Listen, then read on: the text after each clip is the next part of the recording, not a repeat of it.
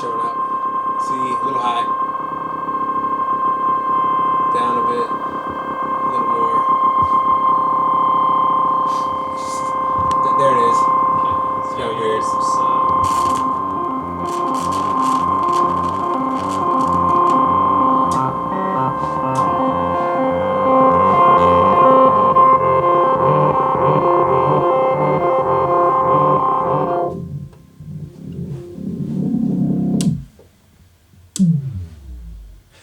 That's crazy. My name's Nicholas Galanin. Yek Yitzin. Klinket Unanga from Sitka, Alaska.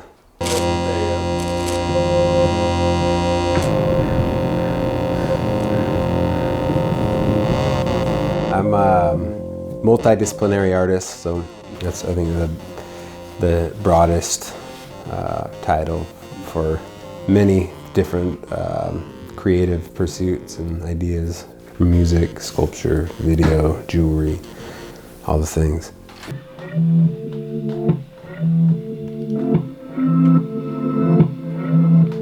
Sidechain changes the game, man. Yeah, it's amazing.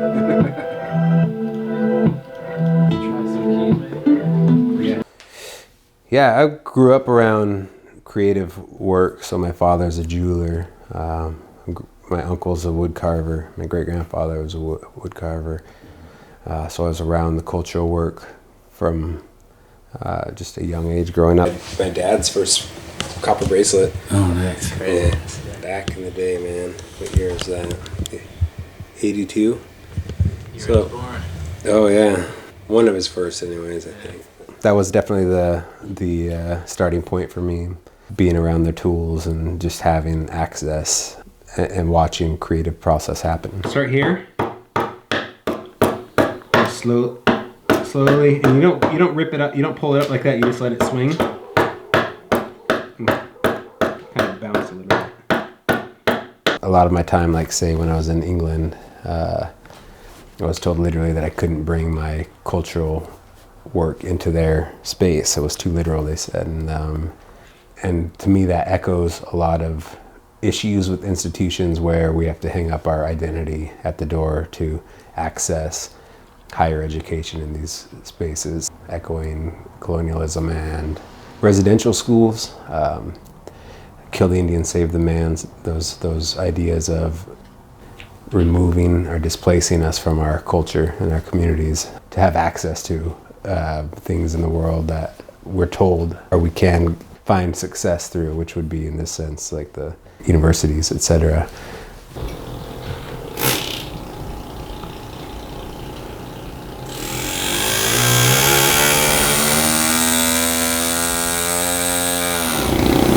Fast forward to New Zealand, where I was able to bring it all back together, working amongst Maori indigenous communities and instructors, and that was a real great transition away from the time in England.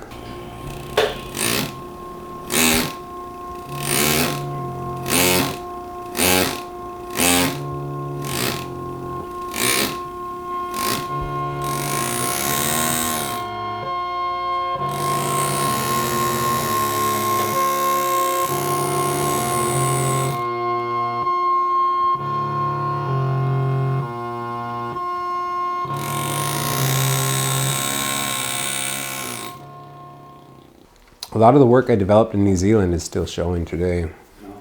The book faces were works that I first started and created while I was down there. Some performance stuff, videos. Suhaidi was video work I created during that time, which is still being shown around the world. We can attach it. It would be fine. Is it open? Yeah. I didn't open it.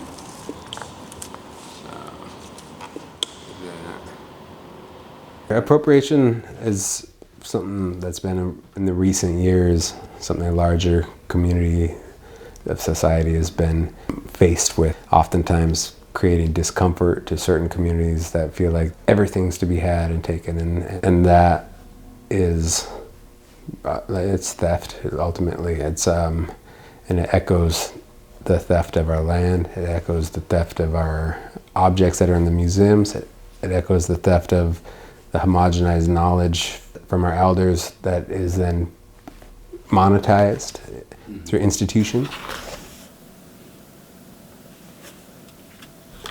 Imaginary Indian series, which was talking about how people of color communities from not only indigenous communities in the US, but now over in Indonesia, are being taken advantage of economically to exploit our cultures and our ceremonial objects. So the cheap labor in Indonesia to replicate and sell the work for tourist industry here for the tourists that show up on the boats who want to bring home an idea of Alaska, or visual mimicry of it in some form or fashion that's affordable and completely disconnected from the communities that create that work.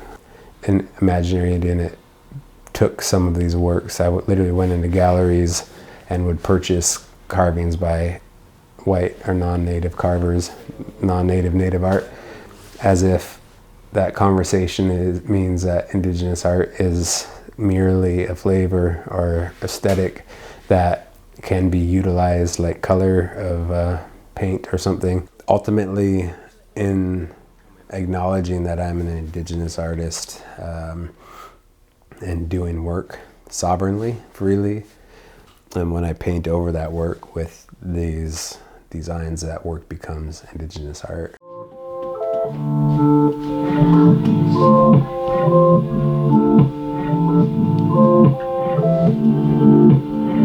That's it? Yeah. What do you think? Sunshine heaven. Yeah, man. What do you think about that setting there, though? Would you change the threshold or attack personally? Like I like it. you do that? Yeah. You can do it a little more drastic, but I think that has a nice, like, natural feel. Yeah. We dreamt deaf, utilizing taxidermy, but utilizing it in a way that is clear and concise.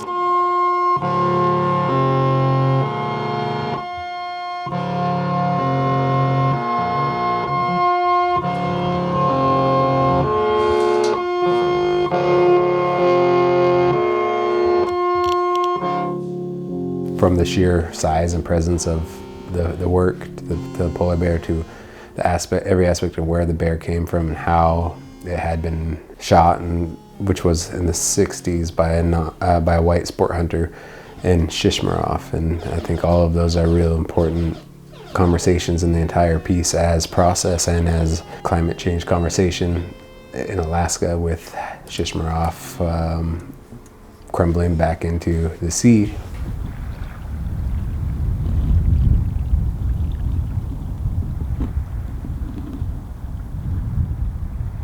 There's a real grounding connection of home for me, and that is largely a part of also subsistence and being out here in the community and in the land. And yeah, a lot of that is real fulfilling in a inexplicable way of, and a grounding aspect of the work. That monoprint work for me is connecting with that memory, I suppose, in a sense of our cultural work, whether it's skinning a deer, filleting salmon, picking berries, all of those memories we have swinging in ads. Yeah. Practicing the culture and having access to these is internalized in our DNA, really. So the memories of that are there with everything, even with our subsistence food, like the soul food. You get a certain lift and feeling from eating the herring eggs, and we live in abundance that really provides sustenance to our families, provides connection to land and sea and place and history, provides us with a love for and caring for environment and place. And yeah, it's a huge part of the work and my response and responsibility. So